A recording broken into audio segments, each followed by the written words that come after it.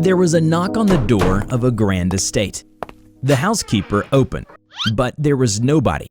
Strange, I swear I heard something, he thought to himself. No matter, I must tend to my duties. He turned and paced towards the kitchen, then brought out some dishes. He brought them and presented them in front of his, shall we say, master. Your meal, sir.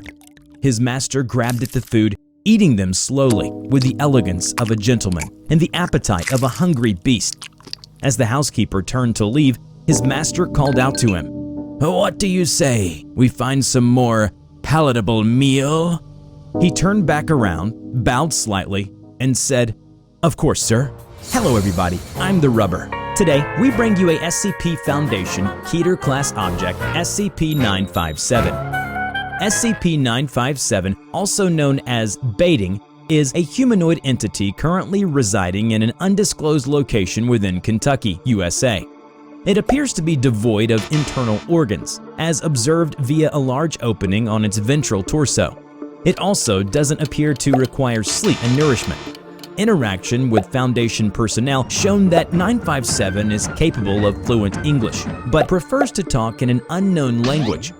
Although it is not openly hostile towards Foundation personnel, yet it refuses to participate in interviews and tests. Attempts to restrain SCP-957 for these purposes have proven ineffective due to the entity's disproportionate level of strength. As such, 957 is to be monitored via remote video surveillance set up within its residence. 957 will always reside in a house inhabited by a single human, hereby designated SCP-957-1. When the instance of 957-1 dies, the entity will demanifest from the location and reappear in the nearest location. Upon doing this, it will seek out the individual residing there and force the human's body through an apparent portal via its chest cavity, where the subject will remain for approximately 4 hours before emerging. After this, 957-1 will be missing its eyes, as well as exhibiting drastic changes to its memory. These individuals will believe that they have been blind all of their life and possess knowledge of Braille and living without sight. Additionally, they will believe that 957 is a close family member, a dear friend, or a partner in an intimate relationship that had been severely burned all over its body. As such, they show affection for the entity but refuse to touch it. Once every month, 957-1 will go into crowded areas and feign distress due to its blindness. It does so in order to deceive people into helping it back to its house. In the event that 957-1 is unable to do this, 957 will perform the task itself. However, it appears to dislike doing this. One such incident was recorded by the Foundation, as one Sam Jones was successfully lured into 957's residence. He had learnt that kindness doesn't often pay, especially not this time. A fatal mistake. "This is it, mister. Thank you so much for helping me." 957-1 opened the door and invited Sam in, which it insisted strongly when Sam declined. Reluctantly, he stepped into the house. The interior was much darker than it had appeared from the outside. Once inside, the door was immediately bolted shut behind him. He turned to look at 957-1. Its smile was no longer friendly. Its attention was fixed on Sam as it slowly moved its hand away from the door. "Why don't you have a seat?" Sam hesitated for a moment and said, Actually, I think I better get going." He made for the door, but 957-1 wouldn't move. The smile had completely gone from its face. It held out a hand in front of Sam and he stopped. Even though it has no eyes, the lusterless flesh where the eyes would be seemed to stare blankly at him. They seemed to tell him, "Stay." Sam backed away from the door and anxiously settled down at a nearby couch. "I'll be with you shortly. Don't you worry." He briskly walked into the back of the house and started shouting in an unknown language which startled Sam. He then slowly sat down at the dining table. His arms rested on the table, palms down, face forward. His expression was blank, like an android waiting for the next instruction. When Sam made his second attempt towards the door, he heard a voice. "Going somewhere?" For some reason, he hadn't noticed that a hunchback, malnourished-looking entity was residing at the dark corner. It had seemingly emerged out of nowhere. It was watching him from the corner of its eyes, with its back facing towards him. 957 slowly removed itself from the darkness and moved towards Sam. He retreated, but there was nowhere to run. He looked towards the person he had helped coming back here, but there he was, sitting still at the dining table. "Don't be afraid now, child." As 957 extended its hand towards Sam, a black spherical barrier manifested and surrounded them. After 30 minutes, it demanifested, and out came 957, and Sam, who had gone through grotesque alterations. Reptilian scales had formed on parts of his body. His eyes were gone, and a slightly off-centered eye took their place. Immediately, he fell onto the floor due to his legs, which now appeared sallow and underdeveloped. Sam reached forward with his disproportioned hands and tried to call out to someone. He felt his insides twisting and turning, and suddenly he puked out his innards all over the floor. "Dear, oh dear, look at the state of you." "Looks like I'll have to clean this up, don't I?" With its bony hands, 957 scooped up the puke and then grabbed Sam's head with the other, then headed towards the kitchen. "Just you wait. Dinner will be served real soon." Even though it was as still as a statue, 957-1 started to drool. At the kitchen, 957 started to prepare a meal using the ingredients he had gathered, freshly sourced directly from Sam. First the eye, the liver. Bah, this is useless. Oh, this is fresh. Yes, yes. Moments later, 957 emerged from the kitchen and placed the dish in front of 957-1. As if possessed by a demonic presence, 957-1 twitched and then started devouring the dish with the fervor of a savage. 957 re-entered the living room, where an otherworldly voice could be heard communicating with it. 957 then lost his smile. It had taken on an insidious, violent expression. "How much longer do I have to stay here?" "It will be a while, brother. Your disguise is working wonderfully, and he is extremely convincing. It is just boring and tiresome down here. These unclean forms are so restraining. Patience, brother. We will be done with our research soon enough. Don't worry." Suddenly, a bang was heard. 957 turned and looked towards the kitchen. 957-1 was convulsing on the floor. Its body was distorted in an unnatural manner. Its face was pale, its mouth wide open, as if it was trying to scream for help, or merely in agony. We would never know, and it did not matter to 957. "These things are so frail. But I suppose you want me to find another one." "Yes, I will speak to you soon." The voice vanished, and 957 retreated back into the corner where it resided. It disappeared into the shadow, seemingly merged as one with the darkness. You're in a circus, watching a series of spectacles of humans performing impossible acts. The man who swallows and breathes fire, a clown who can vomit any insects from his mouth, a beautiful lady with blossoming flowers for hair, enchanting everyone in the audience. And then a steep ramp is being set up with a big motorcycle set up on top of it, and suddenly it went down the ramp and then flying towards you with incredible speed. With nowhere to run, you look to your side and see a man stretching his mouth as wide as the car and swallows it. He looks over to you with a grin that stretches from ear to ear and says, "Hope you're enjoying the show." Hello everybody, I'm TheRubber. Today we bring you a SCP Foundation Euclid class object, SCP-2094.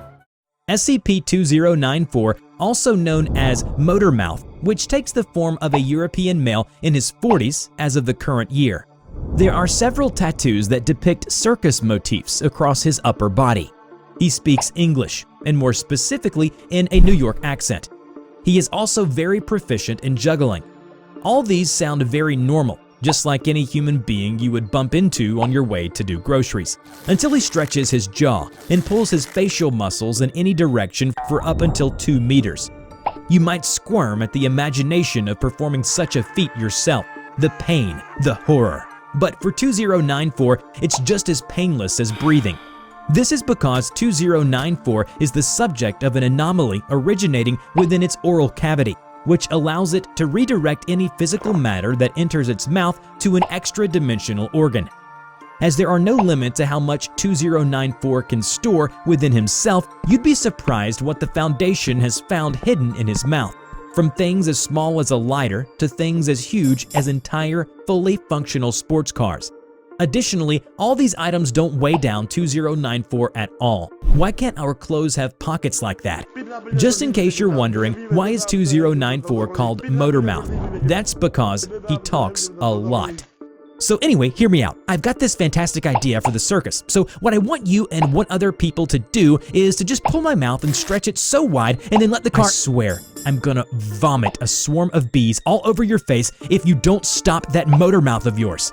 Aw, gee, my bad. I guess I talk a little too much, but hey, I really like the sound of that. Motormouth. Motormouth. Oh, what would my name be without you now? So anyway, what you guys will do is to stretch my mouth wide enough— Won't you shut up? He also performed tricks where a huge motorcycle went flying over a ramp and sailed into his mouth. What a fitting trick for his name. As for his containment procedure, well, he stays in a room of one of the Foundation facilities. He is taken care for and given certain luxury items under the supervision of the Foundation personnel. He wasn't captured, and he didn't really surrender himself to the Foundation either. So how did he end up here? He was sent to the Foundation by his family. Well, not his actual family, but his family from the Circus of Disquieting. As a kid, 2094 was born and raised in a broken family. His father left them before he was born. Unlike 2094, his mother was just a normal human, and she hated him. After she noticed that 2094 could perform the inhuman act of pulling his mouth wide open like a monster child who would swallow an adult whole, she locked him up at home for fear that he would consume another human being, should he be allowed to the outside world. In return, 2094 hated his mother with a passion. He would utilize his inborn ability to torment her. Sometimes he would sneak out and bring back woodland creatures such as snakes and spiders in his mouth and unleash them in the house. Additionally, although timid, 2094 was cunning. Utilizing his childish innocence look, he would walk up to his mother with one of those adorable 8-year-old smiles and then spit up a couple dozen rats onto his mother's lap. Until one night, when 2094's mother was sleeping, a man with an upside-down face appeared at his window. He would later be known as Manny. "Freaks like me and you don't belong being cooped up in boxes," he said with a smile from ear to ear. "We belong out in the world, sharing our gifts, making people laugh and scream and puke." Instead of being afraid at the sight of the man's horrifying upside-down face, 2094 was excited because he had finally found someone else weirder than him, if not just as weird. "Come with me to a place where you'll be loved by hundreds, where you'll be a star, where you'll have a real family," said Manny. And so 2094 joined the circus, where he learned that there are other unusual characters just like him. And finally, he received love that his real family never gave. But soon, as time went on, 2094 noticed something wasn't quite right with the kids that were brought into the circus. He thought they were just the usual kids rescued by Manny from broken families, just like he was.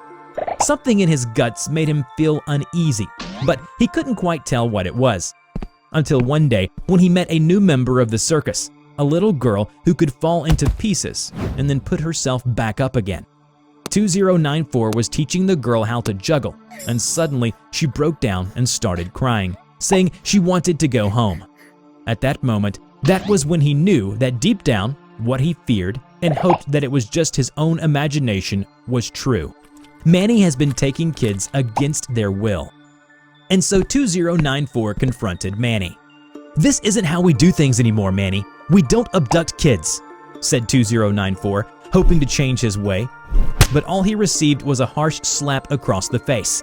"I'm just doing what's necessary to keep the circus alive. It's on the verge of collapse. Can't you see?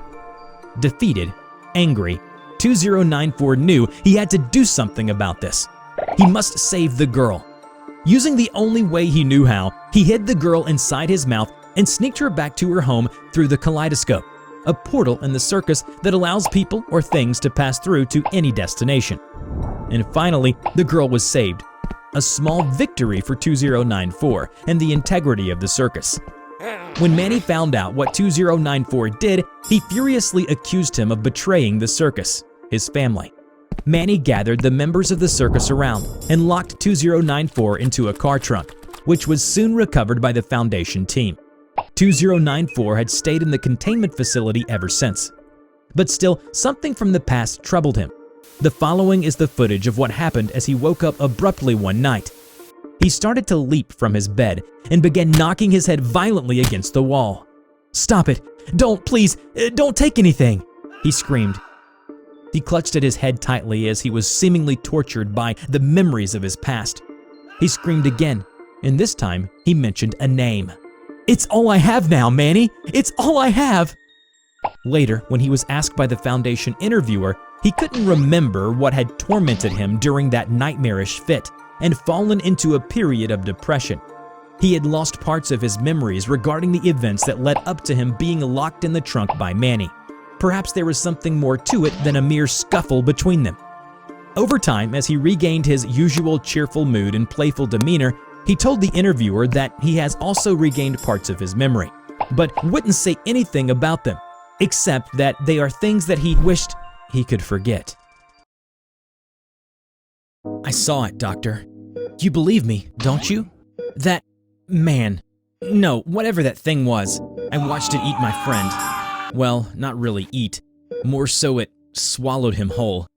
His screams echoed out of its widely stretched mouth as he was being consumed. How could something so gaunt and freakish possess an appetite like that? Or even be that strong? I hate that it resembled a human because it clearly wasn't. An abomination was what it was. But the one thing I couldn't get over, the one thing that's giving me nightmares about that terrible night, was that sack. It carried a sack, Doctor. Its long and ancient hand gripped it tightly like it was trying to protect whatever was inside as it feasted on my friend. What the hell was in that sack? It looked heavy. That thing used the sack to bludgeon him over and over again until he's dead. But why didn't it kill me? How am I still alive? Oh God, David, I'm so sorry. Hello everybody, I'm TheRubber. Today we bring you SCP Foundation Keter Class Object SCP-050-PT. SCP-050-PT, also known as The Sack Man, is a humanoid entity currently contained by the Foundation at an undisclosed national park at the bottom of a deep mineshaft. Standing at a staggering 18 feet tall, 050-PT resembles an elderly man of European descent. However, while vaguely human, this entity is gaunt yet oddly muscular, specifically its jaw muscles and the surrounding bone structures. These muscles are built in a way that allows its jaw to open at a 120-degree angle to swallow its prey whole, similar in the way a snake would. Furthermore, its neck and respiratory system are extremely deformed in the sense that they both measure around 31 inches in diameter. These deformations also help in the swallowing of its prey, humans. Much like many other anomalies, 050-PT holds great disdain for humans and will become hostile upon seeing one. It will then stop at nothing to hunt down said human, capture them, and consume them. 050-PT has been observed to shrug off bullets as though they were pebbles and appears to be ambivalent towards pain in general. This is according to an SCP security personnel who helped trap it in the aforementioned mineshaft. In other words, once this anomaly has set its eyes on you, there is little that can be done to save yourself.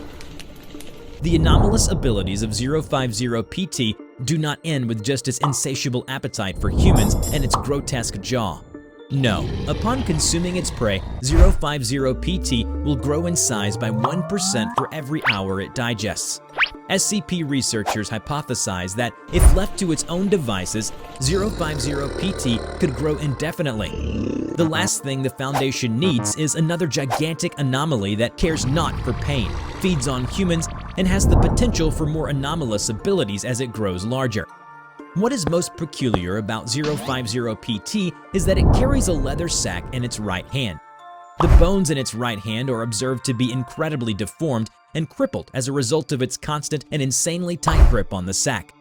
Despite the researchers' best efforts, no one could determine what was being held in that sack, or why 050-PT held it so firmly in its grasp. And so, the Foundation did what they'd always do in this type of situation, monitoring the anomaly in question 24/7 and keeping an MTF nearby in case things go south. Shortly after 050-PT was lured into the mineshaft where it currently resides, several Foundation agents and witnesses in the area discovered a large number of odd-looking bones and skeletal remains. Upon further examination by Foundation researchers, they have determined that these bones are the remains of other entities like 050-PT. What's more, the bones were revealed to be quite old enough to mean that these entities had been lurking in the area for untold generations. What was most upsetting was that despite the age of the bones, they were not brittle, nor had the appearance of age to them at all. The Foundation would have never known that the bones were thousands of years old if they hadn't dated them. Furthermore, after stress testing them in mechanical vices, let's just say the bones beat the machines. This leads the researchers to believe that killing these entities would require an obscene amount of force. Due to its incredible durability and bullet-resistant skin, the Foundation is in for it if 050-PT ever escapes. Just outside 050-PT's containment mineshaft, guardsmen Raquel and David were complaining about the very anomaly held within. I say we just kill the damn thing. It's trapped in a mineshaft and has made no attempts to escape.